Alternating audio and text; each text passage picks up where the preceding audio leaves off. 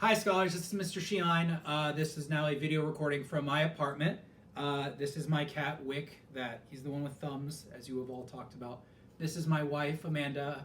You may call her Mrs. Sheeline, but I know you guys are all really interested in my cat. Look how big his hands are. He could knock a head off with these things if he's not careful. We did audition him for the part of A Midsummer Night's Dream. Unfortunately, I don't think any of these roles are up to his standards. So if we get to another play maybe later this year, he might be more interested in that. But this one seems a little bit beneath his level. Yeah, he has other obligations. He's going to be gone. He might jump on the table mid-production. That's what you do in theater. You just roll with it. He might have something to say later on, so keep your ears open. We are going to currently go over Act 1, Scene 1, Act 1, Scene 2, Act 2, Scene 1, Parts A and B. So we're going to stop on Act 2, Scene 2. We're going to pick that up next time we review A Midsummer Night's Dream. Look in the description below. You're going to see the reader. So we usually have our readers in class. You're going to have the digital copies underneath. You'll be able to read along. I want you to get to page 6 now.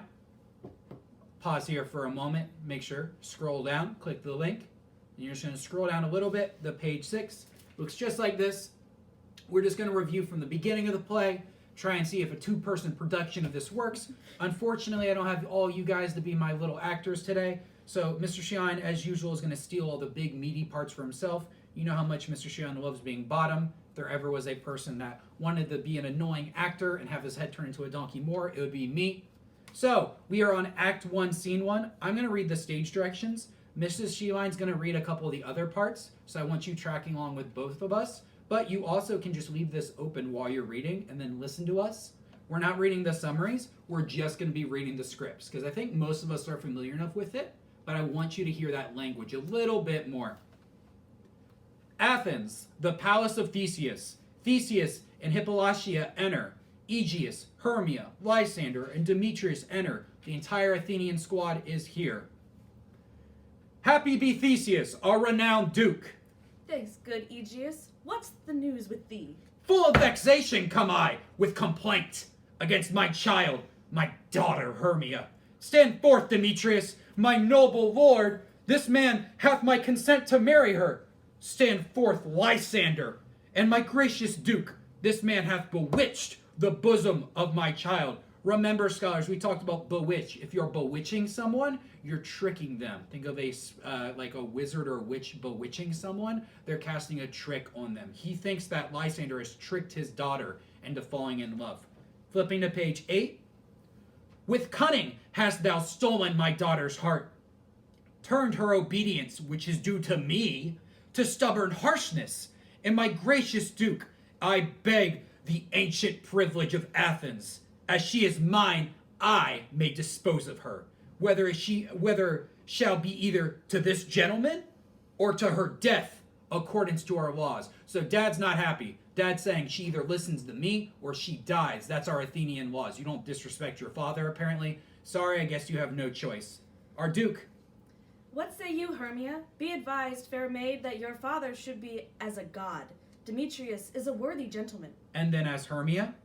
So is Lysander. In himself he is, but in this kind, wanting your father's voice, the other must be held the worthier. Theseus is saying, if you want to marry Lysander, he has to be just as worthy as Demetrius. These two men have to be equal for there even to be a competition. Hermia? I do entreat your grace to pardon me.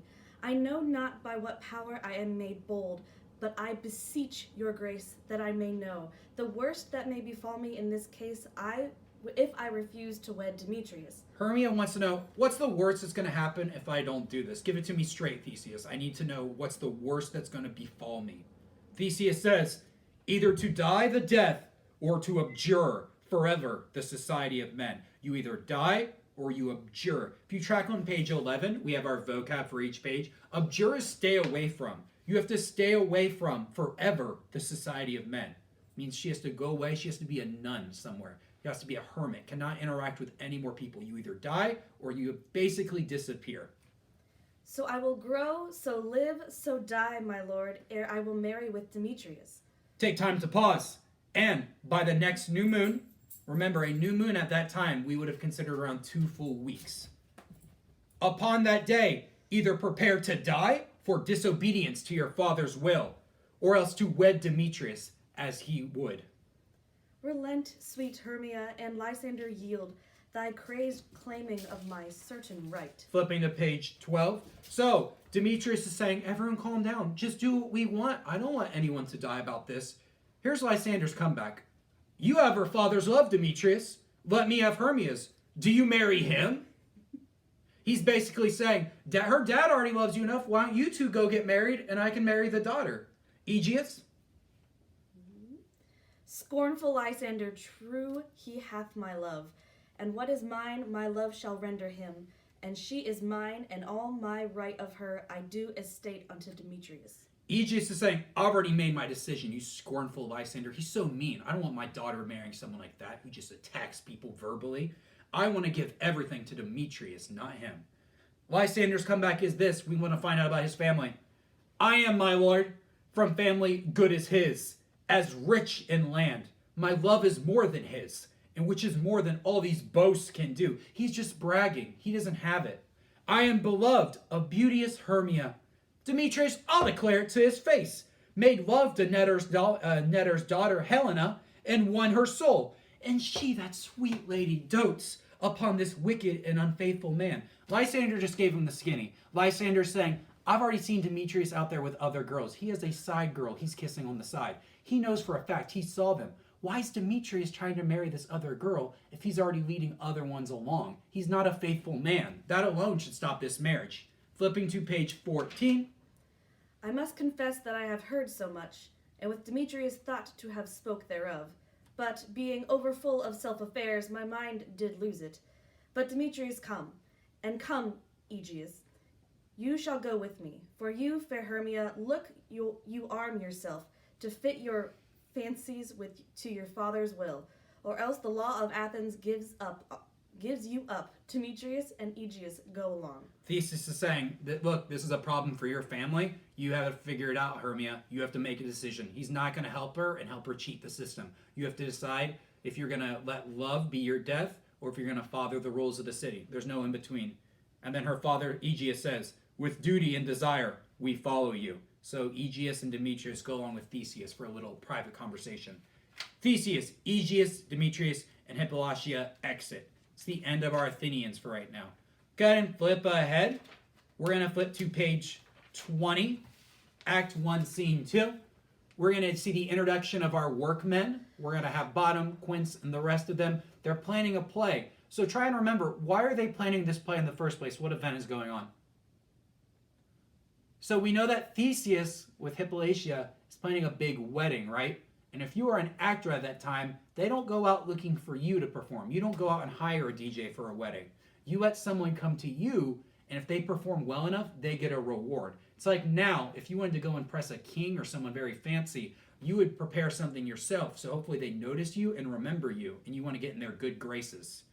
So on page 20, the scene is still Athens. We have Quince, Snug, Bottom, Flute, Snout, and Starveling enter the scene. Quince, go ahead, Miss Sheeline. Here is the scroll of every man's name who is thought fit through all Athens to perform in our play, before the Duke and the Duchess on his wedding day at night. First, good Peter Quince, say what the play is about. Then, read the names of the actors. Mary, our play is the most lamentable comedy and most cruel death of Pyramus and Thisbe. A very good piece of work, I assure you, and a merry one. Now, good Peter Quince, call forth your actors by the scroll. Flipping to 22. Answer as I call you. Nick Bottom, the weaver. Ready! Name what part I am for, and proceed. You, Nick Bottom, are set down for Pyramus. Oh, Pyramus! What is Pyramus? A lover or a tyrant? A lover that kills himself most gallant for love. That will ask some tears in the performing of it. If I do it, let the audience look to their eyes. I will move storms to the rest, yet my chief humor is for a tyrant. I could play a part to tear a cat in. Now, scholars, remember, Bottom is not going to injure an animal. When you tear a cat in, track our vocab here, it's an old expression. We do not hear this in the hallways nowadays, really. To shout and behave wildly. Think of if someone said you're acting like a wild animal, or if you're acting like a beast. He's going to tear a cat in. He's going to shout and behave wildly, just freak out on stage and just become very embarrassing. I could play a part to tear a cat in.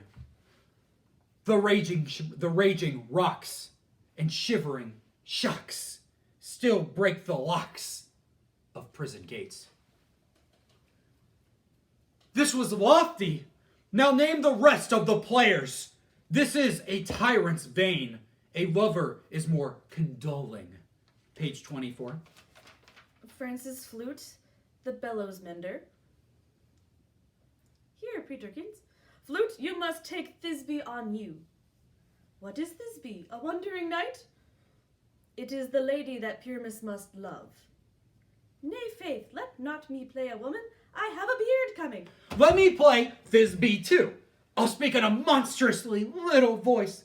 Thisbe, oh Pyramus, lover dear, thy Thisbe dear, and lady dear. No, you must play Pyramus, and Flute, you Thisbe. I'll proceed. Snug, the joiner, you must play the lion's part, and I hope here is a play fitted. Have you the lion's part written? Pray you, if it be, give it me, for I am slow of study. It is nothing but roaring. Snug is concerned because he's going to have to play the lion in the play, and he doesn't think, I'm not going to be able to memorize all these lines. So we get Quince saying, you don't have to worry about learning a whole page of lines. It's nothing but roaring. You can figure that part out. And where Bottom says, let me play the lion too. I will roar. And then I will make the Duke say, let him roar again. Let him roar again. You can play no part but Pyramus, for Pyramus is a sweet-faced man, a proper man, as one shall see in a summer's day, a most lovely gentleman-like man, therefore you must needs play Pyramus. Well, I will undertake it. Page 28. Masters, here are your parts, and I am to entreat you, request you, and desire you to learn them by tomorrow night, and meet me in the wood, a mile within the town, by moonlight. There we will rehearse. I pray you fail me not. We will meet, and there we will rehearse most courageously. Take pains. Be perfect. Adieu. All exit. So, we've gotten a taste of just how obnoxious Peter Bottom may be. He is truly fitting to have someone with a donkey's head. Go ahead and flip ahead to page 30, very next one. We're going to get to our fairies now. Remember, what is the tone or the theme of Oberon and Titania in this next scene? Think about, this is a queen and a king who have been distant for some time. They're coming back together. They're really excited to see each other, right? Like, this is going to be a great moment. It's going to be very gross and romantic. They might kiss. Yes, absolutely not. They hate each other. This is a drag out. This is a dirty fight between two people that are supposed to love each other. Despite being a king and queen of the fairies, they're magical. They're just petty. They're rude. They are not the kind of people you would want to spend any time with. So Mr. Sheline will be reading the part of the very obnoxious Oberon. Mrs. Sheline's going to be reading for the fairy queen Titania. On this night, the king and queen of the fairies meet in a meadow near the woods. Remember, we're on page 30. Oberon starts us off. Ill met by moonlight, proud Titania. What, jealous, Oberon? Am not I thy lord?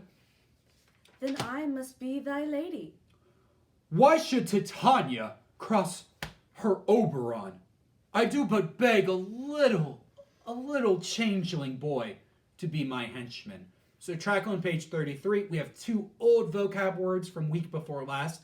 We have changeling, which is a charming and a lovely child. We have a henchman, which is an assistant. Think of like the little like cronies or henchmen that a villain might have in like a movie. They have like all those little guys in suits that basically the hero beats up in like 2 minutes. Those are your henchmen. They're like your little workers.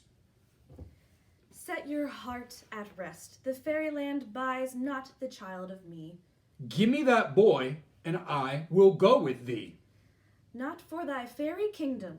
Fairies, away. Titania and her fairies exit. She basically just even did the hand thing. All the fairies probably just turn, and then they walk on out, not even glancing back. Oberon's probably fuming. Go ahead and flip ahead to page 34.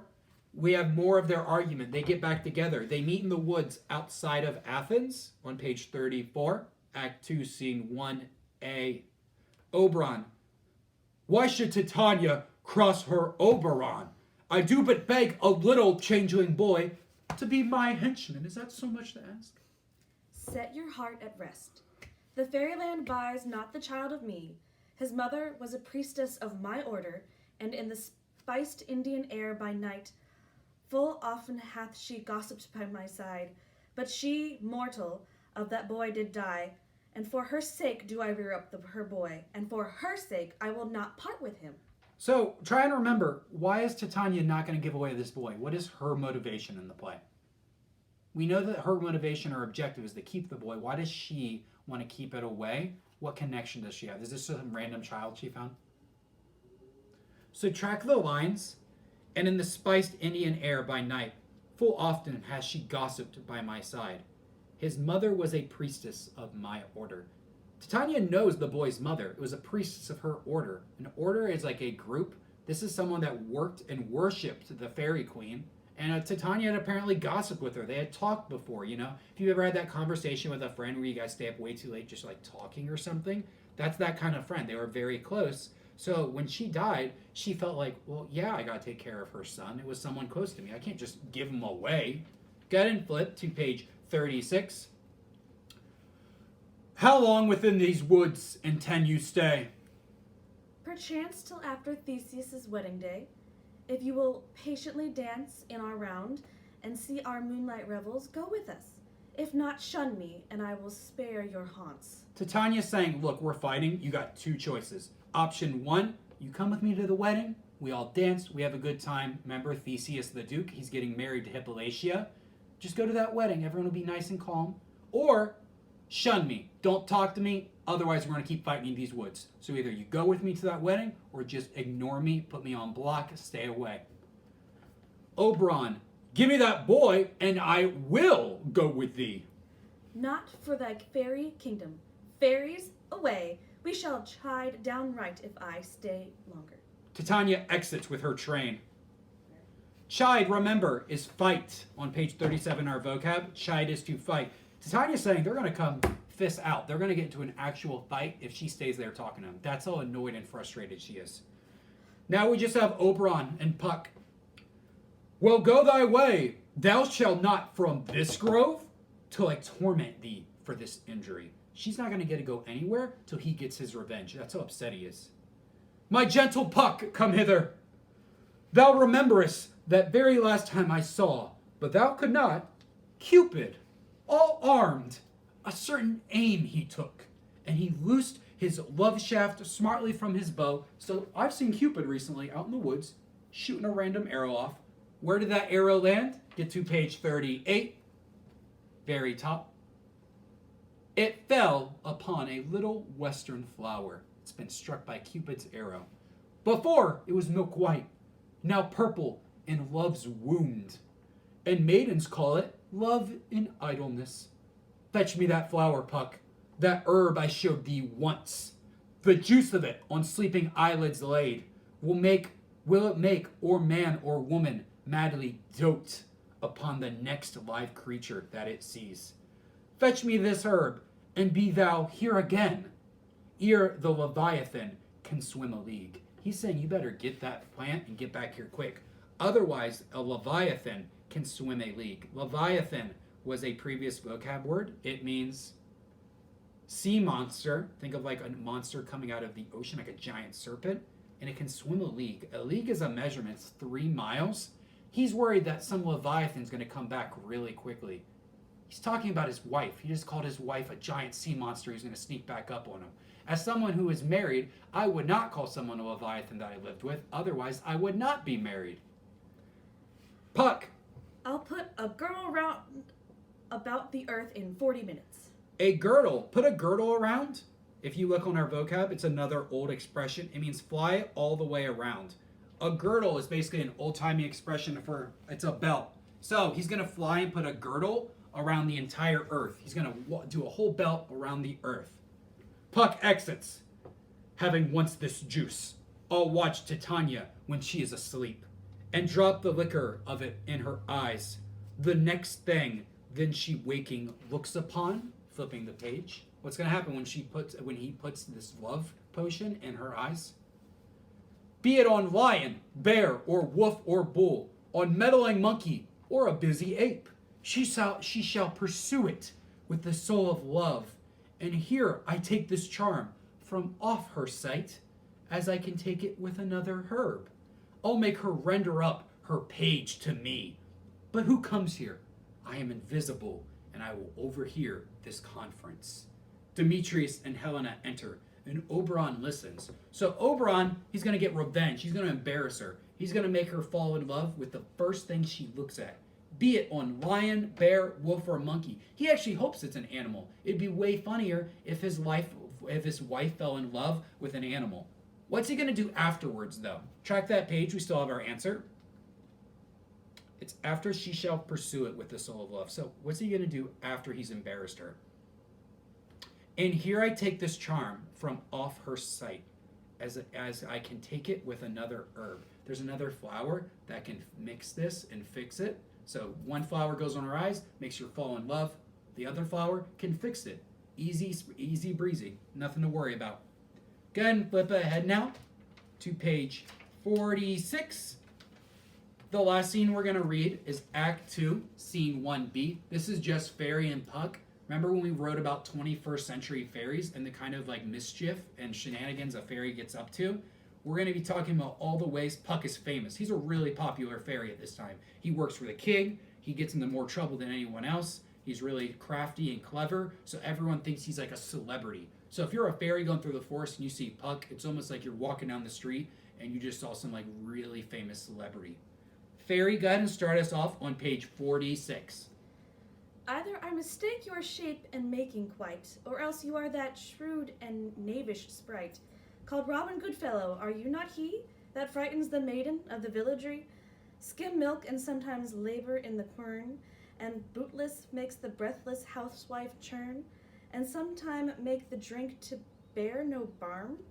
Mislead night watchers laughing at their harm? Those that hobgoblin call you, and sweet Puck, you do their work, and they shall have good luck. Are not you he? Fairy just did a very long way of describing, don't I know you as that famous guy who gets into a lot of trouble? So he goes around, he skims milk. He goes around like evaporating milk. Imagine if you just opened your gown and it was empty. He makes the breathless housewife churn. So remember churning, you churn butter. Back then you'd have those really big like oars in a barrel. You'd have to like turn the butter around, turn like the milk and dairy around. It would turn to butter, but it was a lot of hard work and rowing. He basically makes it so that thing doesn't work. He makes your drinks go bad. He makes your drinks have no foam. Imagine if you just got like a giant thing of root beer or soda and it does all that bubbling up. Imagine if you opened a soda and it's just flat and it tasted gross. That's something you'd blame a fairy on, right? Remember other things we blamed fairies on? In the 21st century, we would say a fairy would ruin something like your Wi-Fi connection, if your phone isn't working and it isn't charging at night, if you have like a small problem in your car and something keeps breaking, when you wake up and you can't find something, you know you put it on your dresser and it's just gone. So fairies are always just something we would blame in human society if something goes wrong. It's like a small problem and we don't know how to blame. They're like little gremlins. Puck replies to this giant compliment by going, "Thou speakest aright. I am that merry wanderer of the night."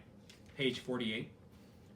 I jest to Oberon and make him smile when I a fat and bean-fed horse beguile. He gets horses mixed up with overweight people, and he rides both of them around in the forest to make Oberon laugh. The wisest ant telling the saddest tale. Sometime for 3-foot stool mistaketh me.